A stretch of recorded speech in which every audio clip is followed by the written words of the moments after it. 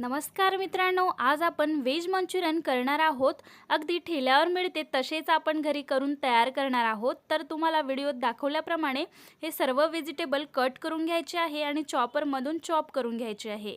एका बाउलमध्ये काढून घ्यायचे आहे। त्यामध्ये मैदा, कॉर्नफ्लोअर, मिरची, अद्रक लसणचा पेस्ट, मीठ, कोथिंबीर, तिखट हे सर्व ॲड करून एकजीव करून घ्यायचे आहे। छोटे छोटे बॉल करून तेलामध्ये तळून घ्यायचे आहे। नंतर कढईमध्ये चॉप केलेले लसण, अद्रक, कांदा, मिरची, शिमला मिरची हे सर्व ॲड करून सोबतच vinegar, soy sauce, red chilli sauce, tomato sauce आणि थोडे पाणी ॲड करून त्यामध्ये कॉर्नफ्लोअर स्लरी ॲड करायची आहे आणि परतून घ्यायचे आहे।